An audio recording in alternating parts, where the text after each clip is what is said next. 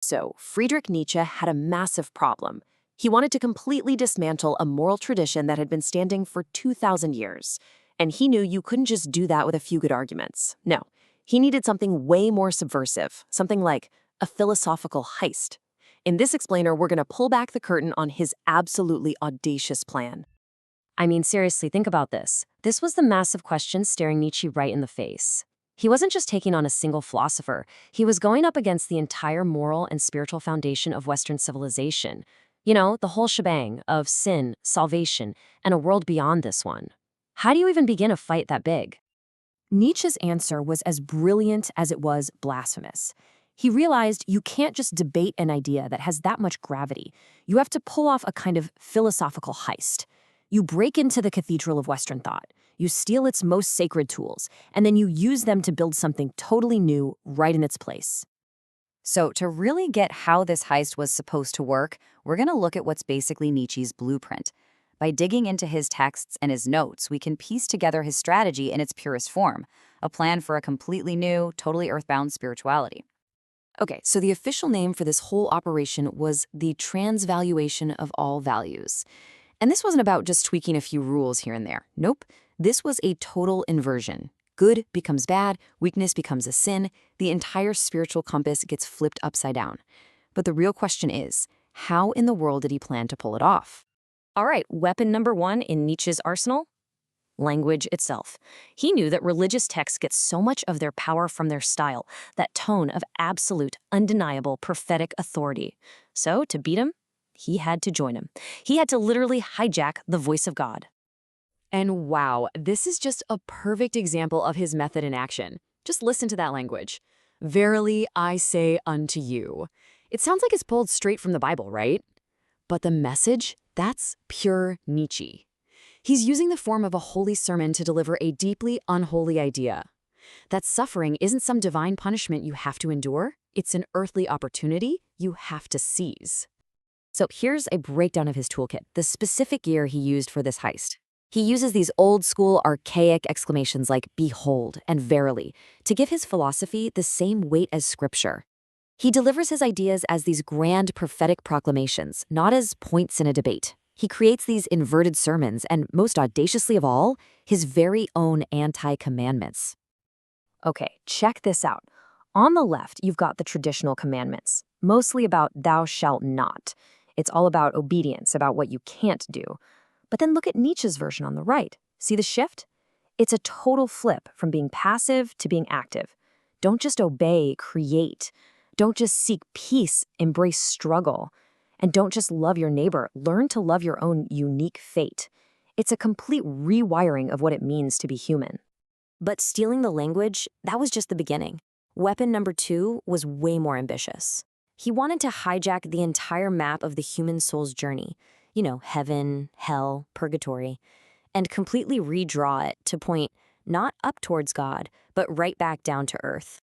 This table really shows the genius of it. So, in Dante's famous vision, hell is for sins of passion.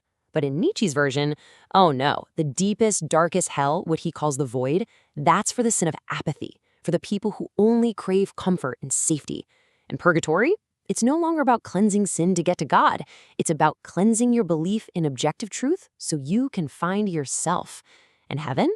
Heaven is not union with God. It's the absolute ecstasy of amor fati, a total, joyful union with your own fate right here on this earth. And this quote just nails it. It perfectly wraps up the whole project. He's using that stolen prophetic language again, behold, to spell out the goal of his new map. The ultimate spiritual prize isn't floating around out there in some other realm. It's right here, inside the human will, in the power to look at your own life, all of it, the good and the bad, and say, yes, I would do it all again. So you've got the stolen language, you've got the inverted spiritual map. What do you get when you put them together? Well, you get a new holy book. Nietzsche's whole project leads to the creation of what's basically a fifth gospel, a counter-story to the New Testament, and of course, it has its own prophet. And that prophet is Zarathustra. But he's not just any prophet. He is specifically designed, from the ground up, to be the anti-Jesus. Where Jesus came to teach humanity about the next world, Zarathustra comes down from his mountain to teach us how to be true to this one. He's the Messiah for an earthbound spirituality. And this slide just lays it out so clearly. You've got Jesus' Sermon on the Mount, maybe the core of Christian ethics. And then you have Zarathustra's anti-sermon. It's a perfect mirror image. He doesn't bless the meek, he blesses the strong of will, not the pure in spirit, but the healthy. And where does this sermon happen? Not on some holy mountain, but down in a messy, chaotic, very human marketplace. Every single detail is a deliberate reversal. Even the concept of salvation gets a complete rewrite. In this new gospel, you're not saved from sin by some higher power. You save yourself. And what are you saving yourself from? You're saving yourself from regret, from what he calls the ill will against time, that feeling of wishing things had been different. Real salvation, for Nietzsche, is the power to look at your entire past and affirm every single second of it. All right, let's bring all the pieces of this incredible heist together. The stolen language, the inverted map, the counter-messiah. What was the point of all of it? What was the new faith that Nietzsche was trying to build?